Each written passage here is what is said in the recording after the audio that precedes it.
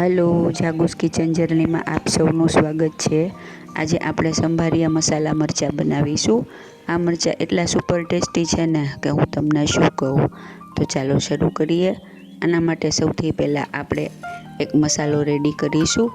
આના માટે મેં 2 ચમચી ધાણા, 1 ચમચી જીરું, 1 ચમચી વરિયાળી, અડધી ચમચી જેટલી મેથી અને અડધી ચમચી જેટલી રાઈ લીધી છે। હવે આપણે તેને ગેસ ઉપર મૂકી દેશું। ત્યારબાદ તેમાં 1 મોટી ચમચી જેટલા દાળિયા લીધા છે। તમારી પાસે દાળિયા ન હોય તો તમે દાળિયાની દાળ અથવા તો શેકેલો લોટ પણ નાખી શકો છો। હવે આપણે તેને ધીમા ગેસે શેકીશું। ત્યારબાદ તેને ગ્રાઇન્ડ કરી અને આવો કોર્સલી અધકચરો પાવડર બનાવી લેવાનો છે। સાવ ફાઇન પાવડર બનાવવાનો નથી। હવે મેં આ મરચાં લીધા છે। લાંબા મરચાં અને થોડા તીખા આવે તે લેવાના છે। ત્યારબાદ તેના 1/4 એટલે 1/4 એવા પીસ કરી લેવાના છે। તમે તમારી કન્વીનિયન્ટ પ્રમાણે નાના મોટા પીસ કરી શકો છો। અત્યારે મેં 1 મરચાંના 4 પીસ કરેલા છે। જો આપણા મરચાંના પીસ થઈને રેડી છે। વચ્ચેથી બી કાઢી નાખવાના છે જેથી તીખાશ જતી રહે। આમ પણ આ મરચાં એટલા ચટપટા અને સરસ બનશે ને કે તમને લાગશે જ નહીં કે મરચાં ખાઈએ છીએ। હવે આપણે એક પેન લેશું અને તેમાં 2 ચમચી જેટલું તેલ મૂકીશું। તેલ આવી જાય એટલે અડધી ચમચી જેટલી હિંગ મૂકીશું અને ત્યારબાદ અડધી ચમચી જેટલી કલોંજી એડ કરીશું। આ ઓપ્શનલ છે, તમારી પાસે ન હોય તો તમે કલોંજી સ્કીપ કરી શકો છો। ત્યારબાદ અડધી ચમચી જેટલા અજમા એડ કરીશું। બધું સરસ થઈ જાય એટલે આપણે તેમાં મરચાંને એડ કરીશું। ગેસની ફ્લેમ ધીમી રાખવાની છે કેમ કે મરચાંમાં થોડા ઘણા બી હશે તો ઉડશે।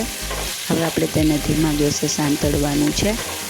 ફ્રેન્ડ્સ, મેં ઘણા ટાઈમે વિડીયો નાખેલ છે કેમ કે મને પગમાં થોડી તકલીફ થઈ ગયેલી, એટલે મારા વિડીયોને પહેલાં જેવો જ સપોર્ટ આપજો। અને જો તમને મારી રેસીપી પસંદ આવે તો મારા વિડીયોને શેર કરી અને મને વધુમાં વધુ સપોર્ટ કરજો। હવે આપણે તેમાં સ્વાદ મુજબ મીઠું, અડધી ચમચી જેટલી હળદર અને અડધી ચમચી જેટલું ધાણા જીરું એડ કરીશું અને સરસ મજાનું રીતે ચલાવી લેશું અને બધું મિક્સ કરી લેશું। ત્યારબાદ આપણે રેડી કરેલો મસાલો એડ કરીશું। આ મેં અત્યારે 100 થી 125 ગ્રામ મરચાં લીધા છે। એટલા મરચાંના મસાલાનું માપ છે। તમે વધારે બનાવતા હો તો એ પ્રમાણે વધારે માપ કરી શકાય। સરસ બધું ચલાવી લેશું। ગેસની ફ્લેમ લો જ રાખવાની છે। હવે આપણે તેમાં 1/2 કપ જેટલો ગોળ એડ કરીશું।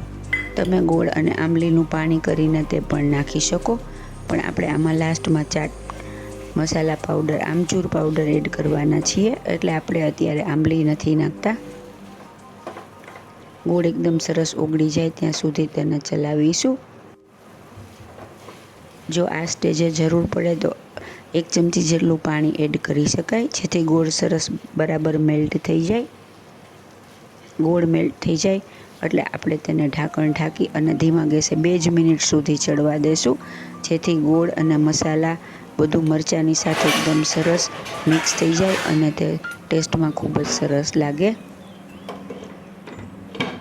2 જ મિનિટ સુધી ચડવા દેવાનું છે કેમ કે આપણો ગોળ ઓગળી જ ગયો છે અને મસાલા શેકેલા પણ છે, એટલે 2 મિનિટ સુધી ચડાવશો ને તો બધું એકદમ એકબીજા સાથે મિક્સ થઈ જશે। જો જોતાં જ મોંમાં પાણી આવી જાય એવા ટેંગી, તીખા અને ચટપટા આપણા સંભારિયા મસાલા મરચાં રેડી છે। આને તમે પરોઠા, રોટલા કે ખીચડી કોઈ પણ સાથે ખાઈ શકો છો। ખૂબ જ સરસ લાગે છે। અત્યારે ચોમાસાની સિઝનમાં તો આ ખાવાની મજા જ પડી જાય, તો તમે ચોક્કસથી બનાવજો। તમને લાગશે જ નહીં કે તમે તીખા મરચાંનો સંભારો ખાવ છો, એટલો સરસ ટેસ્ટી બને છે। તો તમે એકવાર ચોક્કસથી ટ્રાય કરજો। છે ને એકદમ જોરદાર, ખાવામાં એટલો જ મજેદાર આપણા સંભારિયા મસાલા મરચાં રેડી છે। ફ્રેન્ડ્સ, મારી રેસીપી તમને ગમતી હોય તો તેને વધુમાં વધુ શેર કરી અને મને સપોર્ટ કરજો કેમ કે તમારા સપોર્ટની મને ખૂબ જ જરૂર છે। આપણા સંભારિયા મસાલા મરચાં ખાવા માટે રેડી છે। ફ્રેન્ડ્સ, જો તમને મારી રેસીપી પસંદ આવી હોય તો મારી ચેનલને લાઇક, શેર અને સબસ્ક્રાઈબ જરૂરથી કરજો। ધન્યવાદ।